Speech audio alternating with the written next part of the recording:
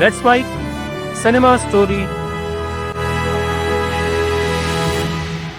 एक सवाल पूछती हूँ, अगर 35 साल तक बॉलीवुड पर राज करने वाला आदमी अचानक एक फिल्म के भरोसे खड़ा रह जाए तो क्या होगा? आज शाहरुख खान के साथ यही हो रहा है। आई ऐसी रात है जो।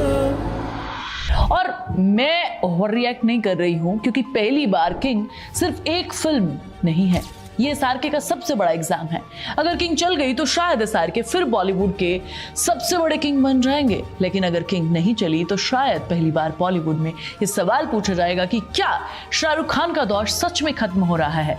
लेकिन ये फिल्म इतनी इंपॉर्टेंट कैसे हो गई और शाहरुख खान ने ऐसा क्या किया कि अब वो इस हालात तक पहुंच गए हैं। मैं हूं सुहानी और आज फिल्मी चाट गर्ल पर बात करेंगे किंग के बारे में, किंग की कहानी की नहीं, SRK की सबसे बड़ी बाजी की बात करेंगे। They call him king with the capital K. We say SRK. I wanna break it away. रुको यार, कमेंट में गुस्सा मत करने लग जाना, पूरी बात सुनो मेरी।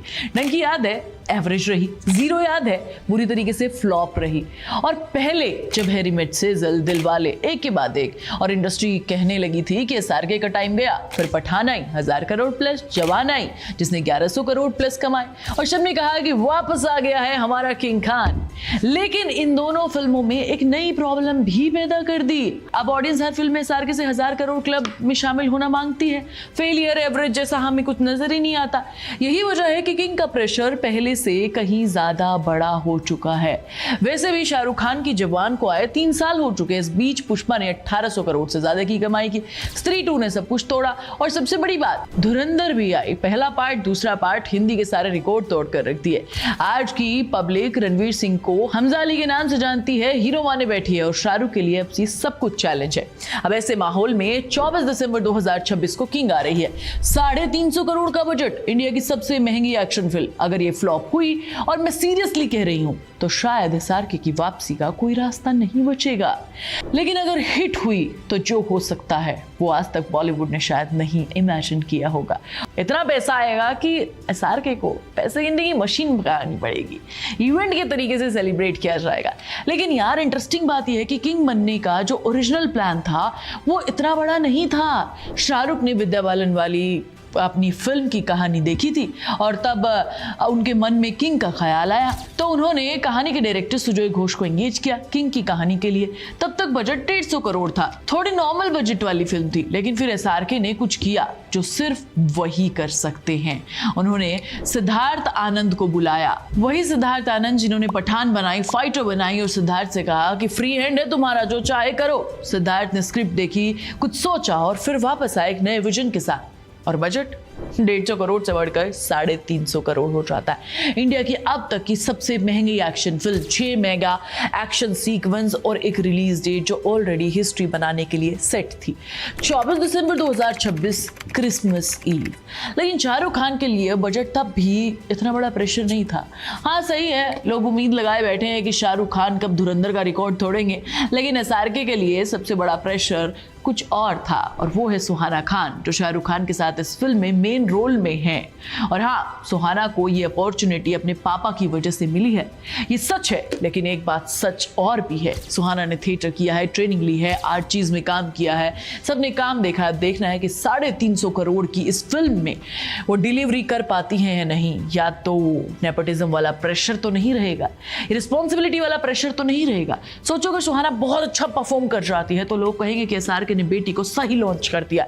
लेकिन अगर परफॉर्मेंस थोड़ी भी इधर उधर होती है तो फिल्म नहीं चली। सबसे पहले किसे ब्लेम किया जाएगा? सुहाना को? नहीं, शाहरुख खान को, क्योंकि डिसीजन उनका था। 350 करोड़ अब की फिल्म में अपनी बेटी को लॉन्च करने का डिसीजन उनका था।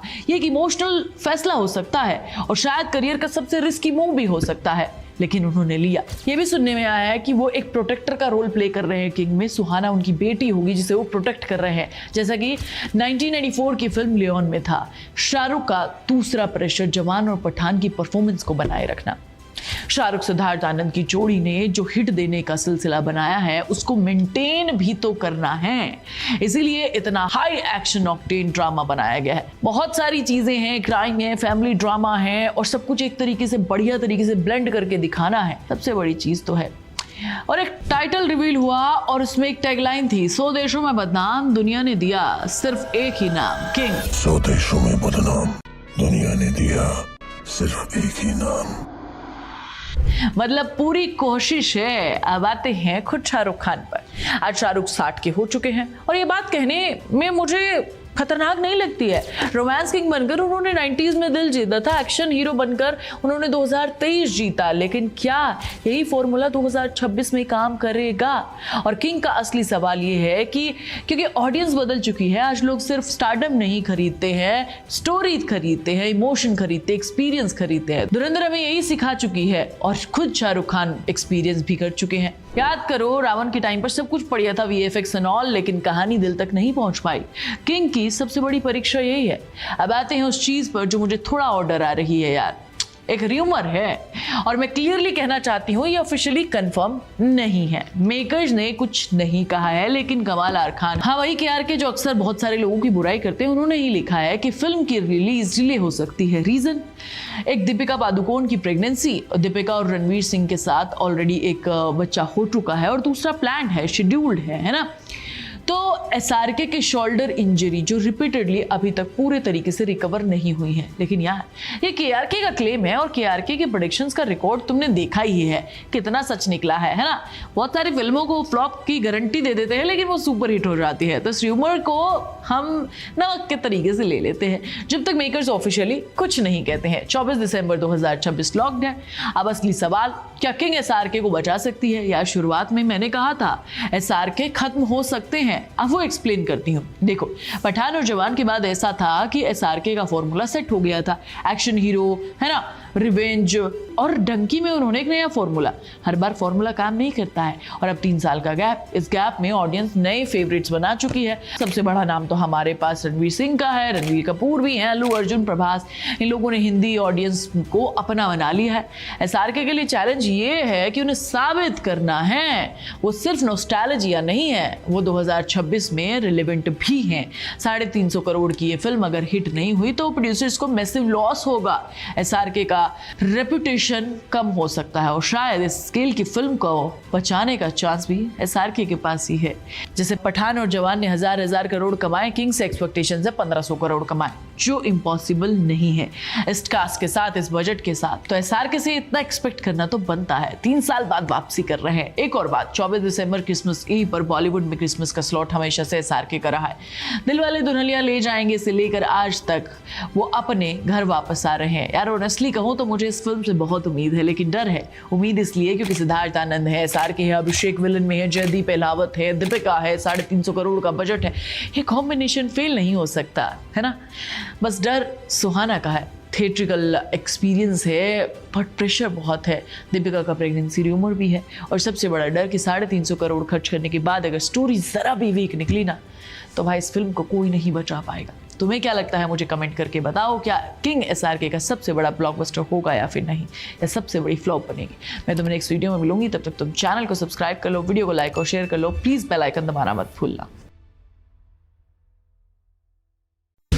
आप सुन रहे थे let's mind more than radio. Follow कीजिए हमें हमारे सोशल मीडिया प्लेटफॉर्म्स पर।